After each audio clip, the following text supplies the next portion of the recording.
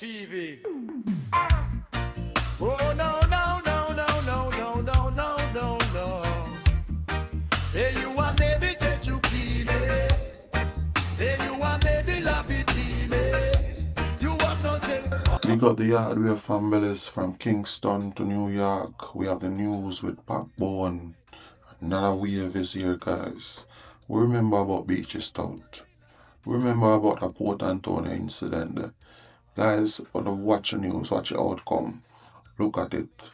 Up first this evening, Portland businessman Everton Beachy Stout MacDonald will spend the rest of his life behind bars. The almost 70-year-old and his co-convict Oscar Barnes were this afternoon sentenced to life imprisonment for the July 20, 2020 murder of MacDonald's second wife, Tonya MacDonald. The convicts are to serve 28 years and 11 months before being eligible for parole. Raquel Porter has the details. Today was the day the Hamilton family had been waiting for. He will not be coming out back. So that alone is closure for us. He will not be coming out back. He'll be locked away for life. The deceased woman's sister, Nicole Hamilton Linton, says she's haunted by her younger sibling's last moments before she was brutally murdered. I was getting ready for work one morning and a song came on the radio that she loved. And I just broke down. So this is not something that you heal from. This is something that stays with you for a long time, maybe for all my years. And I'll always remember my baby sister because when I look in the mirror, I see her. Because persons used to mistake us for twins, right? So every day I look in the mirror, I still see her. She will never leave me. Never, ever, right? So it's just imagining the fashion that how she was taken from us. Cruel. I totally agree with Justice Stamp. But prior to handing down the sentence, Justice Chester Stamp said Tonya MacDonald's murder was the worst of the worst case of murder of an individual. Painting a picture of Tonya's last minutes, Justice Stamp said the victim fought for her life, breaking back the seat of her car, kicking out the windscreen, and screamed for her mother. The 32-year-old woman's partially burnt body was found with the throat slashed on a deserted road in Sherwood Forest, Portland. The judge compared her death to an animal being slaughtered. It was at that point Nicole Hamilton Linton was brought to tears. Throughout the hearing, MacDonald kept a straight face while Barnes displayed a smirk. Earlier in the proceedings, one of Mr. MacDonald's attorneys, Christopher Townsend, said his client has been a significant contributor to good community living with no previous conviction. Mr. Townsend said MacDonald's relationship with members of his community speaks very well of his character. Meanwhile, Barnes' attorney Ernest Davis, while admitting that his client was convicted for predial larceny in January 2016, asked the judge not to take his previous conviction into consideration. Pointing to his client's social inquiry report, Mr. Davis told the court that although the community is in disbelief about his client's conviction, they are willing to accept him. Despite the life sentence, the Portland businessman is expected to stand trial for the murder of his first wife, Marlene MacDonald, in 2026. Raquel Porter. Guys, this is the history of Samuel Dixon. Good old Samuel Dixon. This is the outcome of him, guys. Take a listen.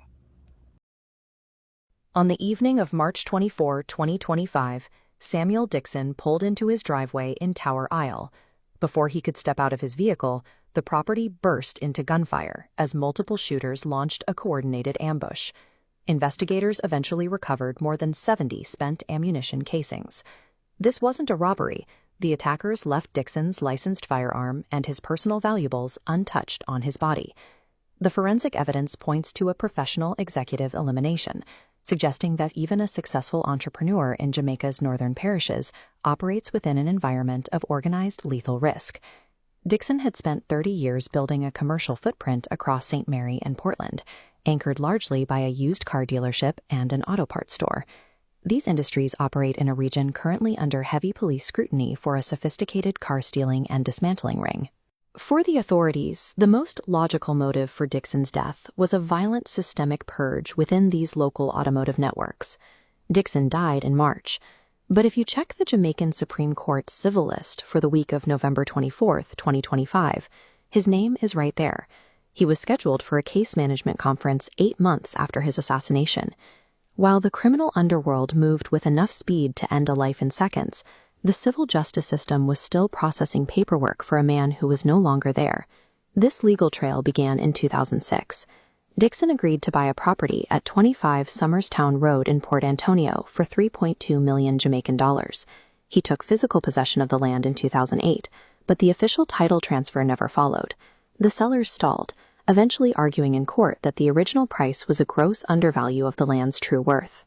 In a complex security landscape, occupying high-value land without an ironclad title creates a persistent layer of friction. It leaves a major asset in a state of permanent legal limbo. Dixon lodged a caveat in 2012 and filed for default judgment in 2018, but the court denied his applications, freezing the case. While the lawsuit stalled, Dixon built a retail empire, funded politicians, and donated to hospitals. The buildings housing these legal records are heavily guarded by state security, yet the administrative machinery inside often fails to produce the resolutions that finalize property ownership. On the streets, Dixon was a high-stakes commercial titan, but in the court registry, he remained a trapped litigant, unable to resolve a single land transfer for nearly 2 decades. By 2023, the original defendant in the case had died, and the lawsuit was passed to an estate executor. The litigation mutated into an appellate battle between the dead estates of the men who had originally shaken hands in 2006. The Jamaican civil court was functioning like a ghost ship, processing files for litigants who were no longer alive to see the outcome. The clock on that paperwork finally ran out in March 2025. While appellate judges were still reviewing the 19-year-old dispute, the lethal efficiency of the region's informal economy reached Dixon's driveway first. The state's reaction was physical and immediate. Military patrols and emergency curfews were deployed across St. Mary to suppress retaliatory hits and dismantle the auto theft syndicates. These security measures provide a temporary lid on street-level violence, but they are not equipped to address the long-term asset disputes and administrative failures that exist in the background of these communities. In November 2025, the legal system continued its work, listing Dixon's property claim for a hearing as if the assassination in Tower Isle had never happened. A 20-year property dispute is more than just a delay. It is a systemic vulnerability. When legitimate commerce cannot find resolution in a courtroom, high-value assets remain entangled in an environment where other, more violent forces operate. Until the formal justice system can resolve a land claim faster than the speed of a bullet, the region's most successful operators will remain exposed in a crossfire they cannot escape. Until next time, guys, like, comment, and share, subscribe for another video. So, in the next video, I'm going to get a lowdown of Beachy stout. So, you're going to see the inside of the case.